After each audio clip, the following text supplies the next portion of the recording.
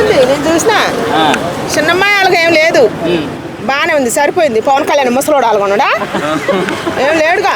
అదే అంటున్నారు, ఏజ్ ఎక్కువ ఏం కారాదు. 100 ఏళ్ళు వచ్చిన పవన్ కళ్యాణ్ అట్టనే ఉంటాడు, ఏజ్ ఎక్కువ ఏం రాదు. 16 ఏళ్ళ అమ్మాయి కూడా తీయొచ్చు మన పవన్ కళ్యాణ్ అమ్మటి. బాగుంది, సాంప్రదాయం బాగుంది. పాట మెలోడీ పాట కాబట్టి బాగుంది. మాలాంటి వాళ్ళకి కూడా అర్థమైంది ఆ పాట. సో మరి ఓజీ సినిమా అప్పుడు అఖండ 2 కూడా ఉండే, కానీ అఖండ 2 పోస్ట్పోన్ చేశారు. చాలా మంది ఏమంటున్నారంటే ఓజీ టీం వాళ్ళు, అఖండ టీం వాళ్ళతో ఓజీ టీం వాళ్ళు మాట్లాడి పోస్ట్పోన్ చేయించారు. పవన్ కళ్యాణ్ లాస్ట్ సినిమాకి కలెక్షన్ రాలేదు కాబట్టి అంటున్నారు.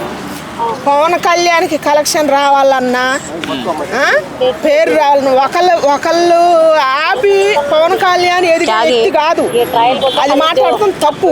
ముందర అది మాట్లాడటం తీసేయాలి, ఎవరైనా సరే 100% తీసేయాలి. గీయటం వరకే ఆయన లెక్క, అవన్నీ చూడ్డా ఆయన. మనం పవన్ కళ్యాణ్ని విశ్వాసం మీద దెబ్బేయాలని ఎవరు మాట్లాడొద్దు. సినిమా వచ్చేది పోయేది అది దేవుడి నిర్ణయం, ఆయన కష్టపడి తీస్తుండు కాబట్టి.